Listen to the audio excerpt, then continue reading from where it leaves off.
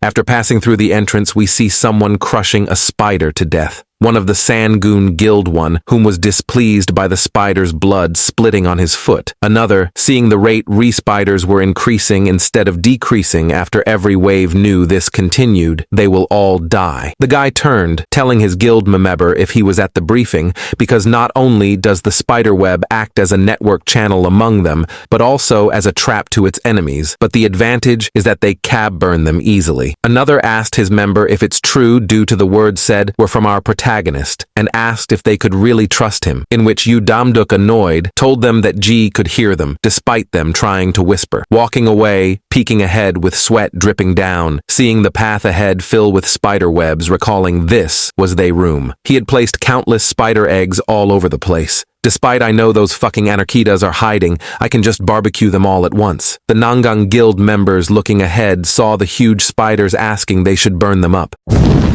As they apple-roached the torch towards the spider webs and burning them up, System activated the combat focus skill in which Yu Damduk's sense of hearing was enhanced, hearing someone calling for help. Yu Damduk enhancing his sense of sight, trying to locate the person in need, who was calling for anyone's help. Realizing if he burns the spider webs, they will kill the person, and not sure how many people may be there and may be killed by their rush actions, stopping one of the people, telling them not to ignite the webs, which left the man puzzled, telling them that using fire will result to dire consequences and that he had sensed people presence among the webs. A little while later, the Sangoon Guild Master told his men that signs of human life had been discovered and they should prioritize saving the survivors first, telling them once inside they should form a defensive structure and not use AoE attacks, which may injure or kill the survivors. With a serious look, the Sangoon Guildmaster looked at Yu Damduk, not understanding how our protagonist could know and locate the survivors so easily, something that many top hunters can't do. But for now, the support will have to follow Yu Damduk's command. Yu Damduk was dumbfounded when he was told he would be giving command to the support team. We see a young girl who seems more unique than the rest. Yu Damduk, trying to decline the offer given to him by Namgung, raised his hands calling him,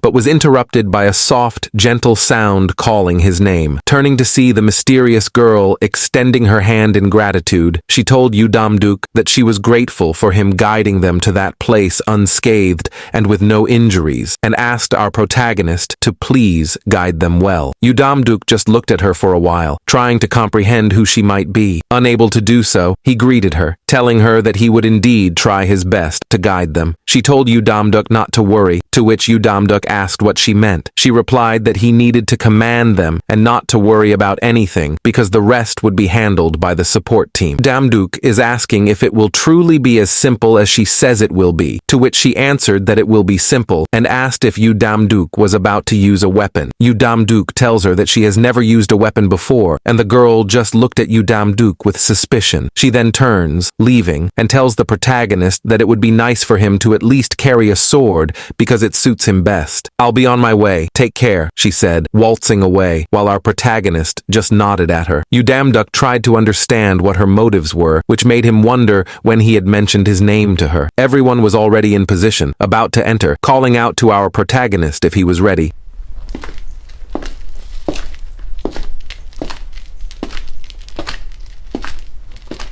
They stepped cautiously into the dark room filled with spider webs, and one of the members of the Sangoon Guild realized how quiet the surroundings were. The guildmaster told them to shush and keep quiet. Yu Damduk's senses were warning him of danger, and when he looked above, he shouted for everyone to look.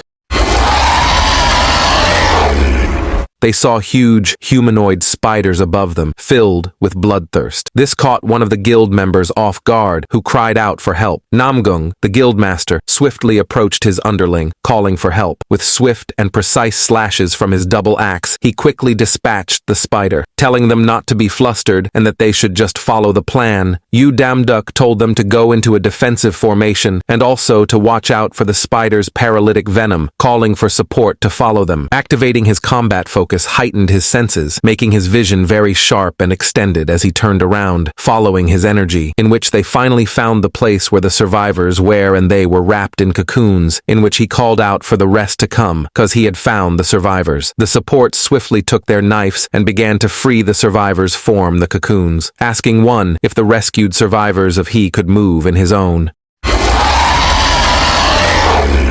Turning around the saw that they had been followed by spiders in which stirled them on. When did they get close without making any sound? Yu Damduk told them to follow him, cause he knew a safe area close by, and they should follow him. This made the guild master surprised. Having no choice, led the way, clearing obstacles as instructed by Yu Damduk, in which he was surprised on how Yu Damduk BKT only knew the structure of the dungeon, but also the location of survivors, which made easy for them to rescue them. I knew that this type of ability or capability is unheard of. While in deep thought, he walked back and forth while still on guard. Yu Damduk continued to call for support to help the survivors. Yu Damduk gave a paper containing information about where the survivors were, and the guild members guided his people to go and help them. One guild member told Guildmaster Namgung that all the survivors had been saved and that there were some injuries, but their damage was minimal. Seems we are at a good start, said Guildmaster Namgung, and he told his subordinate to rest and relax for now. Turning to Yu Damduk, he mentioned that he had some matters to discuss with him, which startled Yu Damduk, who asked if it was Guildmaster Namgung. Two guild members looked at him as he walked aside with the guild master. However, one of the guild members clicked his tongue in disgust at seeing their protagonist receive better treatment from the guild master. Yu Damduk followed Namgung, who led him toward the survivors, and told our protagonist that there were 2 police officers and the rest were hunters, with one member being from their advanced party. Turning to thank Yu Damduk, the guild master said that if it weren't for him, they would have been buried by now, which made Yu Damduk laugh nervously. The guild master praised Yu Damduk for having a full understanding of the dungeon, as if he had created it himself. This remark almost made our protagonist's soul depart from his body. In a panic, Yu Damduk tried to defend himself, saying that he wasn't God or anything, and that he hadn't created a dungeon. Namgung laughed, telling Yu Damduk that he was just teasing him. Yu Damduk told Namgung that they should gather their forces and continue. Inwardly, he was relieved for a moment because he thought they were screwed. A few moments later. They approached another huge door towering before them with nice and unique drawings. Another guild member asked what kind of words were on the door, which looked like it belonged to an ancient civilization. With a serious expression, Yu Damduk knew the door's entrance, telling them that they were about to face goblins because the drawings belonged to a goblin civilization. Still, the members didn't believe him when he told them. One of the guild members disagreed, saying that it might be a boss room. Yu Damduk knew that through this door, he couldn't develop a foolproof plan for everyone's safety. Having faced the goblins' intelligence, he knew the only hope he had was to focus on combat. Yu Damduk realized that if they all went in, casualties would be high, so he asked them if he could go ahead alone. One of the jealous guild members told our protagonist to move if he was scared, saying that they had dealt with a ton of goblins before. The guild master told Yu Damduk that he couldn't let him go ahead alone. Yu Damduk told the guild master that if they should come, they should prepare to follow all of his orders while inside. Seems you have a plan already. All right, your orders shall be our command. The jealous guild member was annoyed by Yu Damduk, who took the spotlight he needed to impress the guild master. Turning to his jealous buddy, he told him that they couldn't allow Yu Damduk to steal the spotlight, telling the rest of the guild members to keep moving. Opening the door, they saw a huge pathway. Its architecture was mesmerizing, and it seemed completely empty. The room was lit up by fire torches. The group realized that there was nothing there, and that the hall was fully empty and desolate. Yu Damduk silenced the 2 fools who were yapping without a care. Inwardly, he knew that he had sensed something inside the room. One of the annoyed guild members was pissed by Yu Damduk's words. The first fool told Yu Damduk that they saw nothing, and that the room was completely empty. Was he paranoid or something? The second fool told Yu Damduk to stay behind them, like the coward he was, and hid behind them. The next second, the wind seriously blew, turning off the torch flame. One of the fools shouted that they needed to turn on their flashlights. Hearing this, Yu Damduk turned towards the imbecile, shouting that they shouldn't turn on their flashlights at any cost. The first fool yelled at Yu Damduk to shut the fuck up and asked how they would be able to fight goblins in the darkness, questioning if he was that afraid of goblins. "You weakling of a fool. Stand aside and let the professionals handle this," he said as he turned on his torch, illuminating the darkness. Yu Damduk's alert senses were at an all-time high, warning him of impending danger. He shouted to everyone to get down as fast as they could. The rest followed. Even the guild master instantly obeyed Yu Damduk's command, but not the two imbeciles, who were dumbfounded by Yu Damduk's false warning. They scoffed, calling Yu Damduk an imbecile and a complete idiot. They walked towards the hall, unable to see anything. The second fool laughed, saying, "See, nothing actually happened." Inwardly, he was relieved that he had been tense for nothing after Yu Damduk's warning, but something seemed wrong when he realized the first fool wasn't moving and was standing still, asking him what was wrong. The first fool turned to look at his friend as if to ask him if he saw the problem. With a swift sound of approaching danger and slicing with insane speed. This scene shocked everyone to the core, making them wonder what had just happened and how that guy was killed so quickly that not even the killer was seen or even sensed by them. They knew that this was no longer their typical goblin. The body of the first floor dropped, hitting the floor and dropping the flashlight. The other guild members were in a panic, asking where the arrows had come from and if it was an ambush. If it was, they were not able to see anything or where the attack had come from. Namgung shouted that everyone should not move an inch or a single bit, and to relax and keep their composure. This warning brought the members of his guild back to their senses, and they kept calm, but were trembling with nervousness. The guild master turned to ask Yu Damduk what the reason was for telling them not to turn on their flashlights. Yu Damduk replied affirmatively, stating that the enemies would attack in the direction of the light. The guild master asked if the enemy had heard them enter the room and why they weren't attacking him. With an ominous look, he told the guild master that they enjoyed playing with their prey, informing Namgung that the enemy relished the sight of them fearing in the darkness. The guild master wasn't just going to accept his fate of sitting in the dark and waiting for his death. He would take the risk of using his flashlight,